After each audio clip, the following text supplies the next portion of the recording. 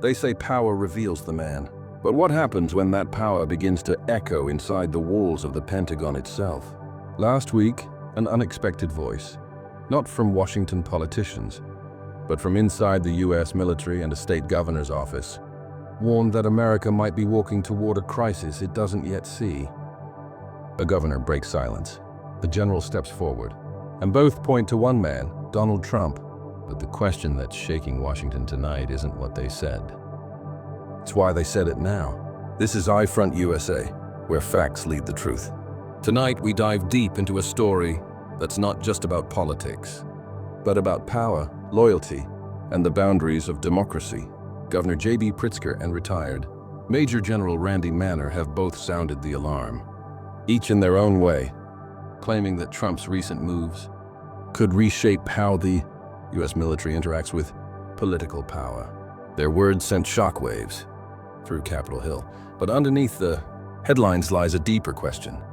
Is America facing a new kind of internal threat, not from outside enemies, but from within its own system? It started with a press conference that most media barely noticed. Illinois Governor J.B. Pritzker stood before cameras, his tone unusually sharp.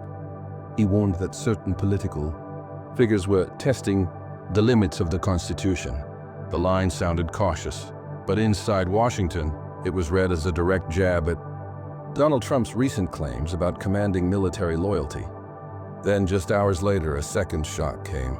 Retired Major General Randy Manner, a veteran of 3 decades in U.S. intelligence and defense operations, appeared on a podcast. He didn't mince words. When political leaders start treating the military as a personal instrument of power, he said, we cross a line that our founders never intended to be crossed. The remark spread like wildfire across social media. For the first time since the 2020 election disputes, a senior defense insider was openly questioning the former president's understanding of military authority. But what exactly did Trump say or do that triggered such warnings? That's where this story takes a turn few expected. In a rally held last weekend, Trump declared something that startled even his supporters. Next time, we won't let the generals stop us. To his crowd, it sounded like defiance.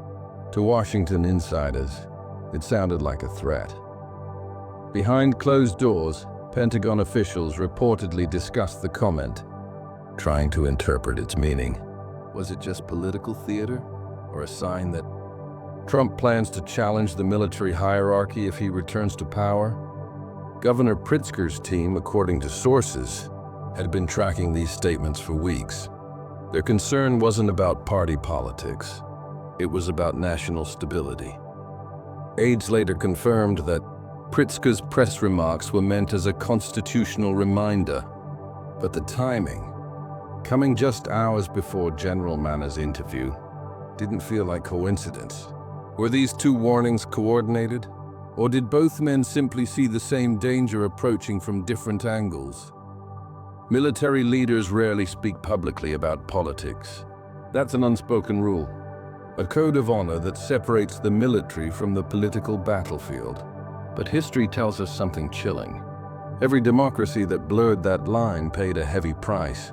Sources close to retired officers reveal that private discussions among former generals have intensified in recent months.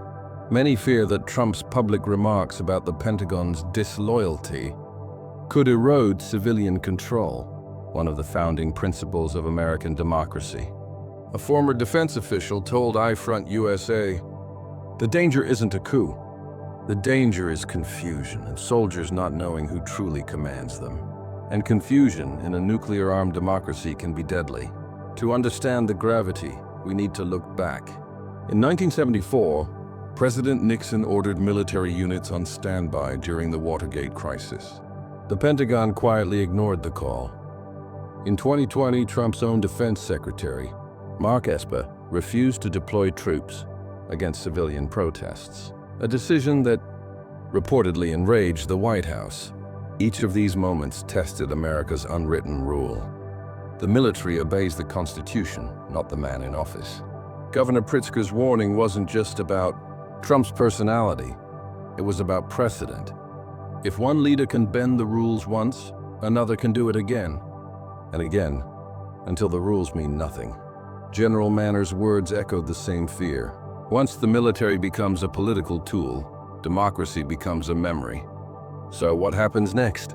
Could these warnings push current military leaders to take a public stand, or will silence become complicity? The real story isn't just about Trump, Pritzker, or Manor. It's about timing. Why are these voices rising now? Experts suggest a strategic reason: the upcoming election cycle. Trump's campaign is ramping up rhetoric about purging the deep state, a phrase that resonates with some, but alarms constitutional scholars. By speaking up, the governor and the general are not trying to stop Trump politically. They're trying to set a line in the sand before it's too late. A line that says power must never outgrow accountability. Political analysts note another layer: media fatigue. Audiences are desensitized by constant headlines. But these two voices, coming from different spheres, create a narrative weight that breaks through the noise. And that's exactly where the enemy within metaphor begins to make sense. Not an individual, not a party, but the quiet erosion of norms that once protected democracy itself. So tonight, as the headlines fade and the debates continue, one question remains. If democracy depends on the courage of its leaders, who will have the courage to defend it when the threat comes not from outside, but from within? This has been Eyefront USA, where facts lead the truth. Stay informed, stay questioning, and if you believe real journalism still matters, subscribe now, because the story of America's future is just beginning.